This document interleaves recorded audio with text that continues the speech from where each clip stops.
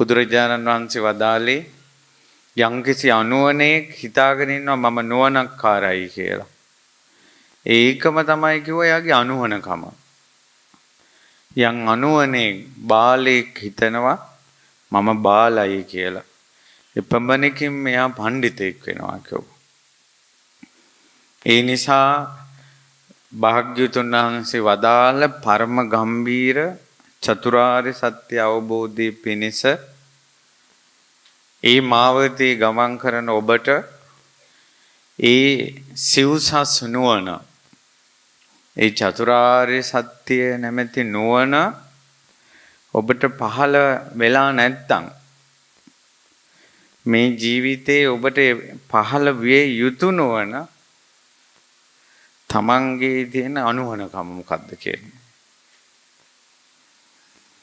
එතකොට ධර්ම දේශනාව අහලා ඉවර වෙනකොට තේරෙන්න ඕන අනේ මෙහෙම දෙයක් අපි දන්නේ නෑනේ කිය. එතකොට මෙතුවක් කල් මේක දැනගෙන හිටියේ නෑනේ කියලා දන්නේ නැති බව දැනෙන්න ඕන. අද මම දැනගත්තා කියලා සතුටු වෙන්න ඕන. පැහැදිලි නේද? ආලෝක යක්ෂයා බුදුරජාණන් වහන්සේගේ ධර්මය අහලා සෝහන් වුණා. සෝහන් වෙලා එතුමා ප්‍රීතිഘോഷා කළේ සෝහන් අජ්ජ ප්‍රජානාමි යත්ත දින්නම් මහප්පලං. මට අද දැනගත්තා කාට දුන්නොත්ද මහත්ඵල වෙන්නේ කියලා. පැහැදිලි නේද? ඒ වගේ මේ ධර්මය ඉගෙන ගන්නකොට ඔබ දැනගත්තොත් කාට වැන්දොත්ද මහත්ඵල, කාට පිදුවොත්ද මහත්ඵල, කවුරු සරණ ගියොත්ද මහත්ඵල කියලා. ඒක තමයි ඔබට පහළ වෙන නුවණ. ආන්නේ නුවණ තමයි ඔබ සිව්සස් නුවණ දක්වා චතුරාර්ය සත්‍ය අවබෝධය දක්වා අරගෙන යන්නේ. ඔබ ගැන ඔබට තේරුමක් නොතිබෙන තාක්කල් ඔබ ධර්මයේ කරා ගෙනියන්න බෑ. එතකොට ඔබ මුලාවකම රැවටෙන. හරි. මේ දේශනා මාලාවේ බුදුපසේ බුදු අරහන්තක මහ විහාරේ වස්සාන කාලේ සිදුවන දේශනා මාලාවේ බුදුරජාණන් වහන්සේ සරණ ගිය මේ ගෞතම බුද්ධ ශාසනයේ මේ ආකාශයේ කැපී පෙනෙන මහා තාරකා වගේ බැබළුණ උපාසක උපාසිකාවෝ ගැන තමයි ඔබ ඉගෙන ගන්න. එතකොට මේ වෙනකොට තිබුණ දහම් දේශනාවලින් ඔබ මේ උපාසක උපාසිකාවන්ගේ ගුණ අහන්න ඇති. එතකොට කෙනෙකුට තේරුණා නම් අන්න උපාසකයෝ අන්න උපාසිකාවෝ. පැහැදිලිද? ඒවත් එක බලලා අන්න දැන් තේරෙනවා මම කොතනද ඉන්නේ, මම කොතනද ඉන්නේ කියලා. බුද්ධ ශාසනය ගොඩනැගිලි ඉදිවෙවි යාවි. අධ්‍යාත්මික වශයෙන් උපාසකවරුන්ගේ ගුණ, උපාසිකාවන්ගේ ගුණ ඒවා පිරිහි යනවා. අවසානයෙන් ගොඩනැගිලි ඉතුරු වෙනවා උපාසක උපාසිකාව නැති වෙනවා. ශ්‍රමණවරුද ශ්‍රමණ ගුණයෙන් නැති වෙලා යනවා. ওই විදිහටයි බුද්ධ ශාසනය පිරිහෙන්නේ ගොඩනැගිලි නැති නිසා නෙවෙයි, උපාසක උපාසිකාවෝ නැති නිසා. අපි රහතන් වහන්සේලා ගැන කතා කරන්නේ. ඒ වගේ තමයි ඔබ මේ දහම් දේශනා මාලාවේ උපාසකවරුන්ගේ උපාසිකාවන්ගේ ඉහළ හිටපු අය ගැන ඔය කතා කරන්නේ. දැන් තියෙන්නේ යාලා අඩු වෙලා. අපි රහතන් වහන්සේලා ගැන අපි සිවුරක් පොරවගෙන රහතන් වහන්සේලා ගැන වැඳ කතා කරනවා වගේ ඔබ ගිහියෝ විදිහට වැඳ ගිහියෝ ගැනම අහන්න වෙලා. ඔක තමයි ඇත්ත කතාව. ඉතින් අද මට මාතෘකාව දුන්නේ විසාකා මහෝපාසිකාව ගැන කියන්න. නමුත් මම හිතනවා බහුතරයක් විසාකාව ගැන දන්නවා. විසාකාව කියන්නේ මෙණ්ඩක සිටුතුමාගේ පුත්‍ර ධනංජයගේ දියණිය. මෙන්ඩක සිටුතුමාගේ මිනිබිරි. අවුරුදු 7න් තමයි ඈ සෝතාපන්න ඵලයටපත් උනේ. ඇය සොඳුරු පංච කල්යාණයන්ගෙන් බබලනා ලස්සන කුමරියක්. ඒ වගේම කාන්තාවකට මණිකක් කොප දැම්මා වගේ කාන්තාවක් බබලවන ගුණයක් ඇයට තිබ්බා. ඇය ගොඩාක් ලැජ්ජා බයෙන් යුක්තයි. ඇය ලැජ්ජා බයෙන් යුක්තයි. ඊට පස්සේ ඇය මිගාර සිටුතුමාගේ පවුලේ පුතණුවන් සමග විවාහ වුණා. ඇයට ගොඩාක් දරුවන් සිටියා. මුණුබුරම් මිනිබිරියන් සිටියා. ඇය බුදුරජාණන් වහන්සේගේ ශාසනයේ ගොඩාක් බුද්ධ ශාසනය වෙනුවෙන් ධනය විසිරෙව්වා. දම්පැන් දිව්වා. මේ පූජා කළා. ගිහි උපාසිකාවන් අතර සංඝයාට අම්මා කෙනෙක් වුණා. විසාකා අම්මා කෙනෙක් වුණා. ඉතින් ඒ විසාකාව බුදුරජාණන් වහන්සේ සමග දහම් කතාවේ යෙදුණා. පොයට උපෝසත සීලේ සමාදන් වුණා. එකල සමාජයේ විසාකාව පූජනීය අම්මා කෙනෙක් විදියට සැලකුවා. ඔය අද පැවැත්වෙන කිරිය අම්මා දාණය එදා සැවැත් නුවර දුන්නේ විසාකාවට. විසාකාව ගෙදරකට වඩම්මලා මේ ගෙන්නගෙන ඇවිල්ලා දානයක් දීලා සිත්පතා ගන්න එක මිනිස්සුන්ට ලොකු ආශිර්වාදයක් වුණා. ඒක විනය පිටකේ තියෙනවා. ඉතින් විසාකාගේ ජීවිතේ විශේෂ තැන් තියෙනවා. ඒ තමයි විසාකා විවාහ වුණාට පස්සේ ඒ විසාකාට තමන්ගේ විවාහ වෙන දවසේ තාත්තා දුන්න උපදේශ 10 ඔබ අහලා ඇති. අහලා නැත්නම් හොයාගන්න. මට අද වෙනම කාරණාවක් මතක් වෙනවා. මෙච්චර සොඳුරු මේ මිනිස්සු අතර එච්චර සොඳුරු උපාසකයෝ බිහි වුණේ කෙසේද? ඊතරම් උතුම් උපාසිකාවෝ මේ බැනුම් කාන්තාවන් කිව්වොත් දස දෙසින් බැනුම් අහනවා. 16න් වාගේ වැඩ කරනවා. ඇතුලේ කැකෑරුණ දුකක් ගොඩාක් අය දරාගෙන ඉන්නවා. සමහරවිට ගොඩාක් පිරිමි ප්‍රශ්න අමතක කරනවා. නමුත් මේ කතුන් සසරින් ලැබුණ සාපයක් වගේ හරියට කාන්තාවන්ගේ හිතට ප්‍රශ්න අමතක කරන්න අමාරුයි. දරා ගැනීමේ හැකියාව අඩුයි. ඒවත් එක්ක මිරිකි ඉන්නේ. ඒ පිරිස අතර මෙවැනි උතුම් අම්මලා මෙවැනි උතුම් උපාසිකාවෝ රහතුන්ගේ මුවින් පවා ප්‍රශංසා ලබන අවුරුදු 2600ක් ගිය තැන පවා මෙසේ දහම් කතාවේ යෙදෙන උපාසිකාවෝ බිහි වුණේ කෙසේද? කෙසේ ඒ බිහි වුණේ පින්වතුනි ඒ උපාසකවරුන්ටත් උපාසිකාවන්ටත් ඇසුරු කරන්න ලැබුණා බුදුරජාණන් වහන්සේ. ඒ උපාසක උපාසිකාවන්ට බුදුරජාණන් වහන්සේ ඇසුරු කරන්න ලැබුණා. ඒ ශ්‍රී සද්ධර්මය අහන්න ලැබුණා. ඒ රහතන් වහන්සේලාට උපස්ථාන කරන්න ලැබුණා. ඒ නිසා ඔවුන්ගේ ජීවිතය උතුම් බවට පත් වුණා. උතුම් බවට පත් වුණා. මේ බුද්ධ ශාසනයේ උතුම් උපාසක උපාසිකාවෝ බිහි වුණේ තුනුරුවන් ඇසුරු කරන්න ලැබිච්ච නිසා. වෙන හේතුවක් නිසා නෙවෙයි. ඒ අයගේ ජීවිත ආලෝකමත් වුණා. එයාලගේ ජීවිතේ පහන දල්වා ගත්තා. හැබැයි මේ උතුම් බව නැමැති පහන දල්වා ගන්න එයාලට කවදාවත් බෑ සම්බුදු පහන නැතුව. සදහම් ප්‍රදීපයෙන් තමයි එයාලගේ පහන දැල්ුවේ. තෙල් පුරවලා තිබ්බත්, තිරේ දාලා තිබ්බත් තවත් ගින්නක් නැතුව දැල්ල අවුලවන්න බෑ. තෙල් තිර යනු කුමක්ද? තෙල් තිර කියන්නේ සසරේ කරපු පින් බලය. ඔවුන් තුල සසරේ කරපු පින් බලයක් තිබ්බා. හැබැයි ඔවුන්ගේ පහන දැල්ලුනේ සම්බුදු පහනෙන්, සදහම් ප්‍රදීපයෙන්, සංඝ ප්‍රදීපයෙන්.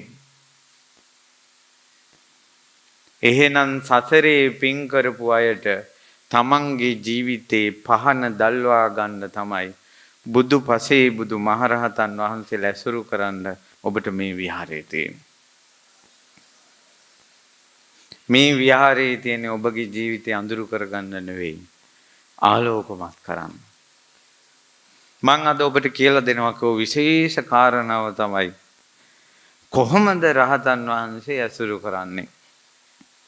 කොහොමද ධර්මයේ ඇසුරු කරන්නේ? කොහොමද බුදුරජාණන් වහන්සේ ඇසුරු කරන්නේ? ඒක අපි පුහුණු වෙලා නැති දෙයක්. සමහර අයට එනවා ඒක එයා දන්නේ නැහැ. ඒ කියන්නේ ඒ බුදුරජාණන් වහන්සේ ඇසුරු කරනවා, රහතන් වහන්සේ ඇසුරු කරනවා. ඒ ඇසුරු කිරීමෙන් වෙන යහපත Taman වෙනවා. තියරිය දන්නේ නැහැ එයා. කොහොමද මේක උනේ කියලා. බහුතරයක් ඒ තියරිය දන්නේත් නැහැ. කොහොමද රහතන් වහන්සේ ඇසුරු කරන්නේ? මම ඒකට උදාහරණයක් ගන්නම්. මේ මිහි මණ්ඩලයේ බොහෝ දෙව් මිනිසුන් වඳින අසිරිමත් ස්තූපයක් තියෙනවා. ඒ ස්තූපේ මෑත යුගයේ තමයි හැදුනේ. ඒ තමයි බොහෝ දෙවියන්ට ප්‍රිය වූ පිළින්දි වච්ච මහරහතන් වහන්සේගේ සුගන්ධ කුටියේ තියෙන සෑය. කොහෙද ඒක තියෙන්නේ? මේ වෙහෙරේ මුදුනේ. මේ වෙහෙරේ මුදුනේ ශ්‍රී පිළින්දි වච්ච මහ සෑයයි. ගටිකාර නාමයෙන් කරන ලද පිළින්දි වච්ච මහ සෑයයි. මේ පිළින්දි වච්ච මහරහතන් වහන්සේ ඇසුරු කරපු අයට ගොඩාක් යහපත සැලසුණා. ඔබ මේ ක්‍රම ඉගෙන ගත්තොත් මේ උතුම් සෑය සුවිශේෂී සෑයක්. පින්වතුනි, පිළින්දි වච්ච මහරහතන් වහන්සේ පැවිදි වෙන්න කලින් මන්ත්‍රධාරියෙක්, සිද්ධ විද්‍යාදරයෙක්, මන්ත්‍ර බලෙන් අහසින් යන කෙනෙක්. පිළින්දි වච්ච මහරහතන් වහන්සේ මහාන වෙන්න කලින් මන්ත්‍ර බලෙන් අහසින් යන කෙනෙක්. මහා බ්‍රාහ්මණය. ඉතින් මෙතුමා රජගහ නුවර මට මතක හැටියට වැඩ සිටිද්දී බුදුරජාණන් වහන්සේ වැඩම කළා. බුදුරජාණන් වහන්සේගේ ප්‍රභාවට අරයාගේ මන්ත්‍ර බලය වැඩ කරන්නේ නැතෝ ගියා. එතකොට එයා දැනගත්තා මගේ මේ ගන්ධාරි විද්‍යාව වැඩ කරන්නේ නැත්තේ මේ ශ්‍රමණ ගෞතමයන් වහන්සේ නිසා. මේ ගෞතමයන් වහන්සේ තුල තියෙන මන්ත්‍ර බලය මම ගන්න ඕන කියලා සම්බුදු බලය එයා විග්‍රහ කරගත්තේ මන්ත්‍ර බලයක් කියලා. අන්නේ බලය ගන්න තමයි එයා මහාන ඕනේ. මහාන වෙලා බුදුරජාණන් වහන්සේ ඇසුරු කළා. බුදුරජාණන් වහන්සේ ඇසුරු කරනකොට වීත රාගී, වීත දෝෂී, වීත මෝහී සත්වයන්ට අමා දහම් දේශන, අමා නිවනට පමුණුවන, ලෝකයාට හිතසුව පිණිස පහළ වූ බුදුරජාණන් වහන්සේ ළඟ අමුතුම ශාන්තියක් තිබ්බා. අමුතුම ප්‍රභාවයක් තිබ්බා. ඒකෙන් ඔහු නැහැ වුණා. පින්වතුනි, මේ වෙනකොට මේ බුද්ධ ශාසනයේ අවුරුදු 10ට අඩු කටේ කිරිසුවඳ ගිහිල්ලා නැති කුල කුමරවරු කී දෙනෙක් විතර මහාන වෙලා ඇතිද? ලක්ෂ ගාණක්. පුංචි දරුවෝ ලක්ෂ ගාණක් මේ බුද්ධ ශාසනයේ මහාන වෙලා තියෙනවා. දැන් මට කියන්න තමන්ගේ මව් තුල නැති සෙනෙහසක්, පියා තුල නැති සෙනෙහසක් බුදුරජාණන් වහන්සේ තුල නොතිබුණා නම් ඔවුන් අම්මා තාත්තා අත්හැරලා යයිද? කෝටියක් මව්වරුන්ගේ, කෝටියක් පියවරුන්ගේ තියෙන කරුණා සෙනෙහසට වඩා සෙනෙහසක් මගේ බුදුරජාණන් වහන්සේ ළඟ තියෙන නිසා මේ ලෝක සත්වයා සම්බුදු සෙනෙහසට වශී වුණා. එනිසා චූටි දරු සිඟුත්තෝ පවා ඊතරං ආදරේ තියෙන අම්මා අතහැර, ඊතරං ආදරේ තියෙන තාත්තා අතහැර, ඊතරං සෙනෙහස දෙන බිරිඳ අතහැර, ඊතරං සෙනෙහස දෙන ස්වාමියා අතහැර, ඊතරං රැකවල්ලන නෑදෑයන් අතහැර බුදු සරණම ගියා. බුදුරජාණන් වහන්සේගේ සෙවණටම ගියා. ඒ සෙවණට ගියාට පස්සේ සම්බුදු සිසිලසයි දැනෙන්නේ. ඉතින් ඒ අමුතුම දෙයක් ඒක. ඉතින් මෙතුමා ඒ පැවිදි වෙලා මන්ත්‍ර හොයාගෙන පැවිදි වුණේ. අවසානයේ බුදුරජාණන් වහන්සේගෙන් ලැබුණා සම්බුදු කරුණාව, සම්බුදු දහම් ආලෝකය. එතුමාත් අරහත්ත්වයටපත් වුණා. ඒ කාලේ මිනිසුන්ගේ අතහැරීම කියන එක අහසින් යන කෙනා ඒක අතහැරලා මහාන වුණා. අද කාලේ තියෙන මන්ත්‍ර විද්‍යා, ජ්‍යොතිෂ, ඊළඟට හාස්කම් ගැන කවර කතාවද? එකල මිනිස්සු හිස් කබලට තට්ටු කළා කෙනා මැරිලා ඉපදිච්ච තැන කියනවා. ඒව අතහැරලා මහාන වුණා. එකල තිබ්බ අහසේ තරු දිහා බලලා, හඳ දිහා බලලා තක්කෙටම නිමිති කියනවා, අනාවැකි කියනවා. පිරිමියා ගැහැණියක් කරන, ගැහැණියා පිරිමියක් කරන, නපුංසකයා පිරිමියෙක් කරන, නපුංසකයා ගැහැණියක් කරන ඖෂධ බල තිබ්බයි කල. මිනිස්සු ඒවා අත්හැරලා දහම් ඖෂධය හොයාගෙන ආවා. ඒ මිනිස්සු ඒවා තුට්ටු දෙකට දැම්මා. ඉදම්පි බුද්ධේ රතනම් පනීතං, සම්බුදු මැණික හොයාගෙන ආවා. අද කාලේ ඔයාලා කොච්චර අමාරුවෙන්ද ගෙදර වැඩ ටික දාලා බණ ටිකක් අහන්න ඉන්නේ. ඔබ දිහා බලන්න.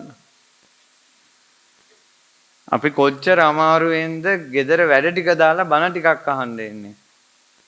එකල මිනිස්සු හිටියා පපුවෙන් රැස් විහිදෙන. ඒව අතහැරලා මහාන වුණා. අත්පුඩි ගහනකොට අහසෙන් සත්තුරුවන් වැටෙන මිනිස්සු හිටියා.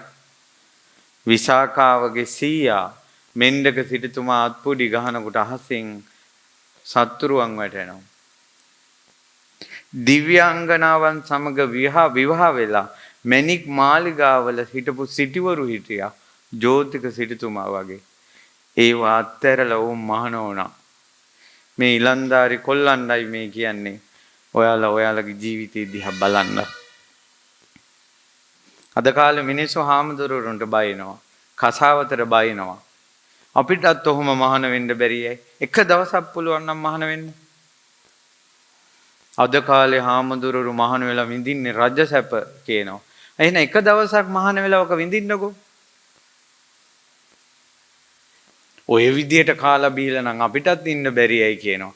හරි එක දවසක් මහාන වෙලා එක වේලක් පාත්‍රය වළඳන්න පුළුවන් නම්. එක වේලක් ඔය කියන මිනිස්සෙක් එක දවසක්.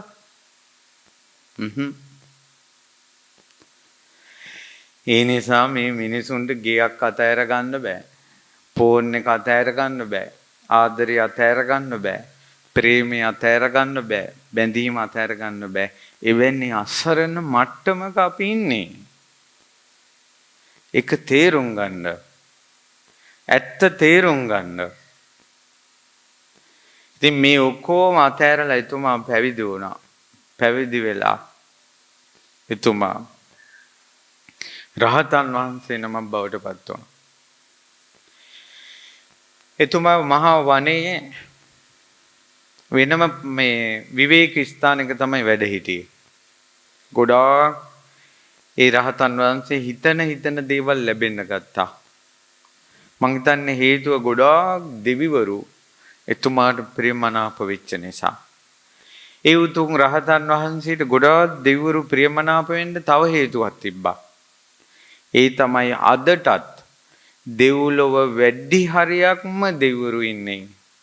පිළින්දි වච්ච මහරහතන් වහන්සේ මනුලොව ශක්විති රජ කෙනෙක් වෙලා සිටිද්දී ලෝකයට පෙන්වලා දුන්න දැහැමි රාජ්‍යය තුල පින් කරගෙන එතුමාගේ ඇසුරේ පින් කරගෙන දෙවියන් අතර ඉපදිච්ච අය තමයි අදටත් දෙව්ලොව වැඩි හරයක්ම සිටින දෙවරු.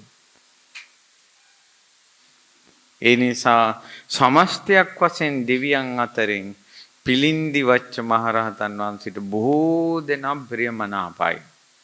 දෙවිවරු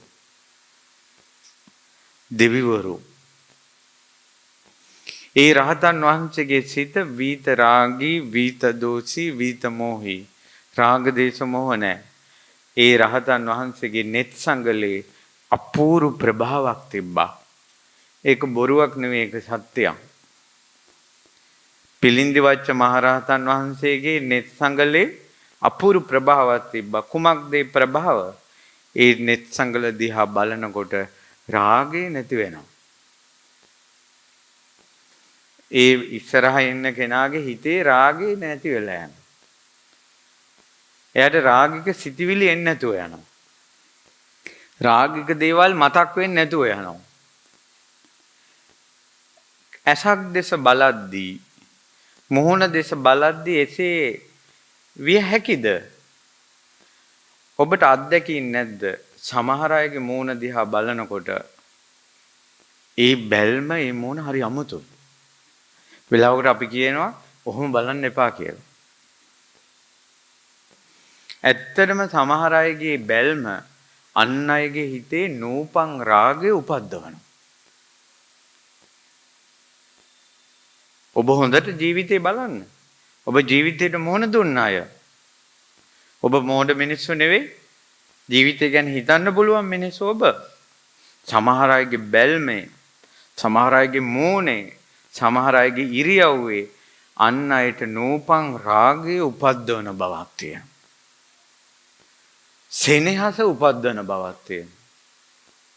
සමහර අය දකින්නකොටම හිතට සතුටක් එනවා. සමහර අය දකින්නකොටම හිතට ප්‍රේමය එනවා. මේ පුංචි දරු පැටවුන් දෙස බලන්න සිඟිත්තම්. මේ චූටි දරු පැටියෙක් කියන්නේ කළු පාට වුණත්, ඒ දරුවා සුදු පාට වුණත්, තලෙලෙලු වුණත්, දුවෙක් වුණත්, පුතෙක් වුණත් චූටි පැටියා දකින්න උඩ සෙනෙහස උපදින. බලන්න කෙනෙක්ගේ රූපයෙන් අන් අයට නූපන් කෙලෙස් උපදවන. එසේ දෙයක් තියෙනවා නම් තවත් කෙනෙක් දිහා බලනකොට රාගය නැති වෙන්න බැරිද? පිලින්දි වච්ච මහරහතන් වහන්සේගේ net සංගල අන් අයගේ උපන් රාගය යට යවනවා, නැති කරනවා. මේ මහත් වූ අසිරියක් වන්නේ රාගයේ පීඩාව දැනෙන කෙනෙකුට, කෙලෙස් පීඩාව දැනෙන කෙනෙකුට, හිත සංවර කරගන්න අමාරු කෙනෙකුට අසිරිමත් මේවා. මේ උතුම් කතාව. හැබැයි පින්වතුනි, ඒ අසිරිය සිද්ධ වුණේ ඔවුන්ගේ ආනුභාවයන් නිසා නෙවෙයි. පිලින්දි වච්ච මහරහතන් වහන්සේගේ ආනුභාවය නිසා.